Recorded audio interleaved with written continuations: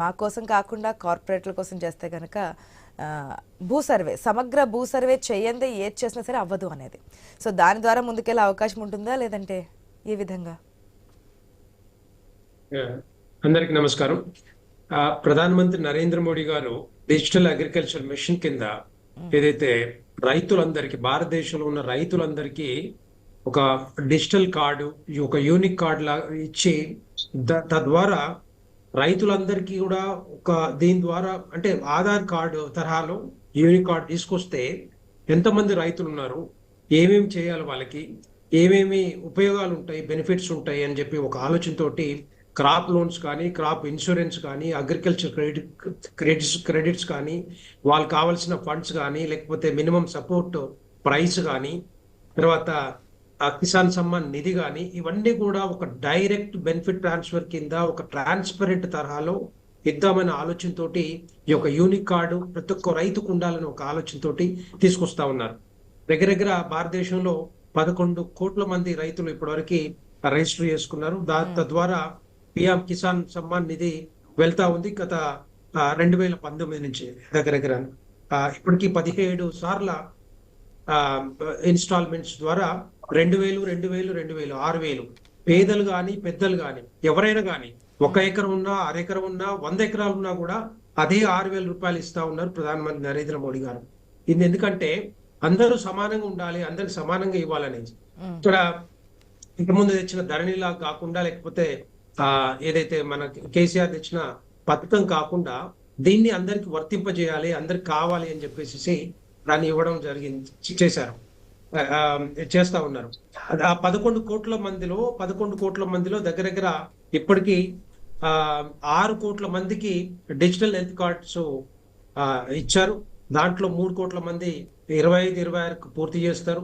ఇంకొక 2 కోట్ల మందికి 2026-27కి పూర్తి చేసి అందరికీ యూనిక్ కార్డు ఇవ్వాలని ఒక ఆలోచనతోటి ఈ డిజిటల్ హెల్త్ కార్డు తీసుకొస్తా ఉన్నారు, యూనిక్ కార్డు.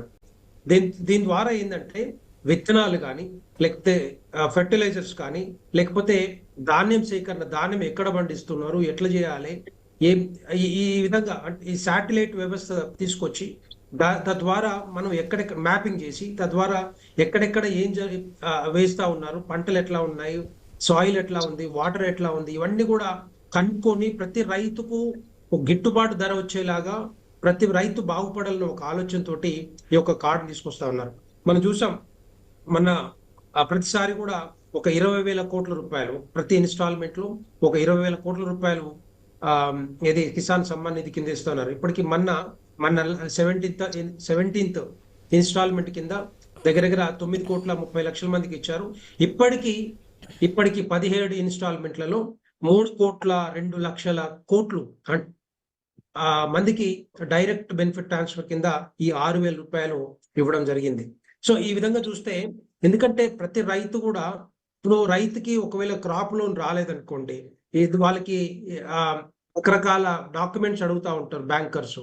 ఇదే ఒక యూనిక్ కార్డు ఉందనుకోండి, ఒక యూనిక్ కార్డు, ఒక డిజిటల్ కార్డు, ఒక ఆధార్ కార్డు చూపిస్తే ఆధార్ కార్డు ఏ విధంగా ఉపయోగపడుతుందో, ఆధార్ కార్డు తీసుకొచ్చిన తర్వాత ఏ విధంగా ఉపయోగపడుతుందో, అదే విధంగా ప్రతి రైతుకు ఒక యూనిక్ కార్డు ఉంటే ఎక్కడ పోయినా కూడా ఆ యూనిక్ కార్డు చూపిస్తే రైతులకి విత్తనాలు కానీ, లేకపోతే ఫర్టిలైజర్స్ కానీ, లేకపోతే క్రాప్ లోన్స్ కానీ, క్రాప్ ఇన్సూరెన్స్ ఇవన్నీ కూడా చేయించుకునే అవకాశాలు ఉంటాయి. ఇంకోటి ఏంటంటే చాలా మందికి క్రాప్ ఇన్సూరెన్స్ అవేర్నెస్ చాలా తక్కువ రైతులకి. ఎందుకంటే అకాల వర్షాల వల్ల, లేకపోతే ఎప్పుడో ఏమవుతుందో తెలియని పరిస్థితుల్లో ఈ ఇన్సూరెన్స్ చిన్న అమౌంట్ 200, 400, 500 రూపాయలు ఇన్సూరెన్స్ చేసుకుంటే దగ్గర 2-3 ఎకరాలకి మరి ఇన్సూరెన్స్ వర్తింప చేసుకునే అవకాశాలు ఉంటాయి. దగ్గర ఒక 40-50 వేల రూపాయలు వారికి.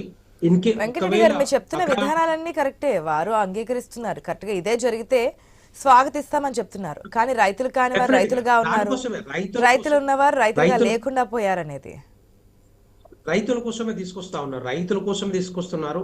ఎవరికో ఇక్కడ తెలంగాణ రాష్ట్రంలో ధరణి తెచ్చి ఇప్పుడు ఇంతకుముందు సాగర్ గారు చెప్తా ఉన్నారు, ఎన్ని లక్షల ఎకరాలు మాయమైపోయినాయో ధరణి నుంచి.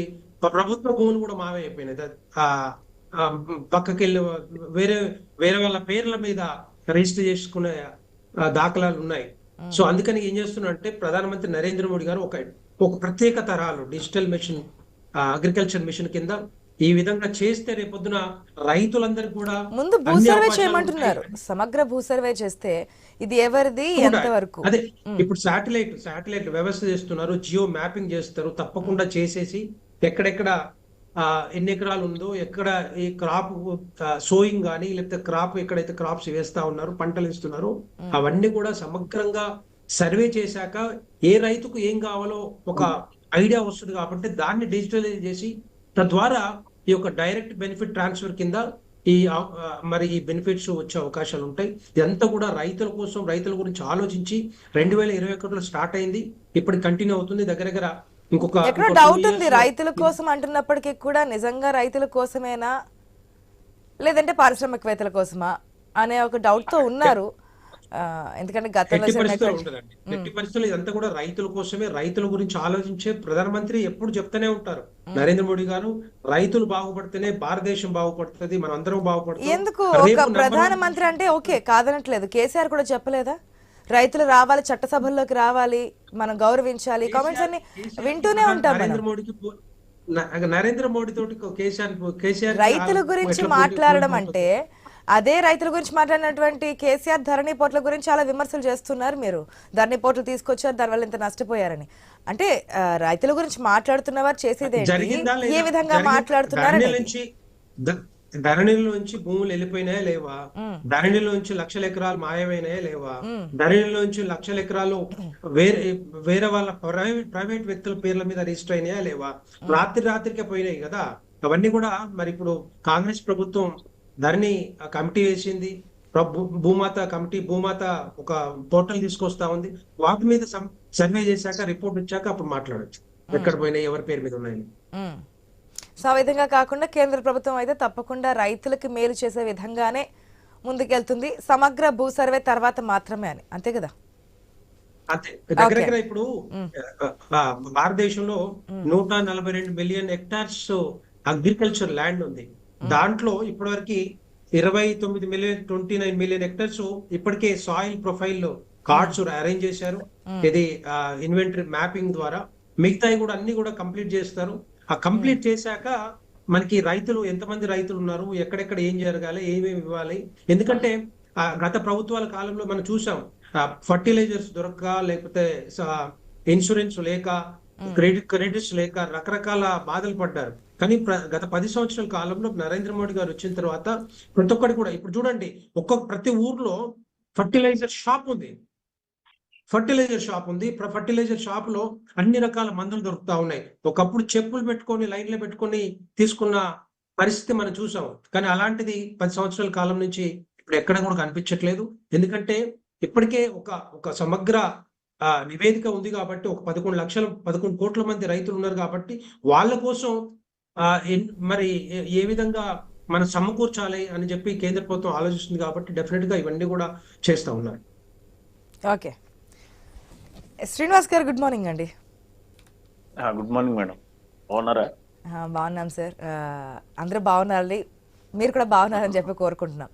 ఓకే, సాధారణంగా కేంద్ర ప్రభుత్వం తీసుకొచ్చినటువంటి పథకాల గురించి, అవలంబిస్తున్నటువంటి తీరు గురించి బీఆర్ఎస్ అధికారులు ఉన్నప్పుడు ఇప్పుడు కూడా వ్యతిరేకిస్తూనే ఉంటారు, విమర్శిస్తూనే ఉంటారు, చూస్తూనే ఉంటాం.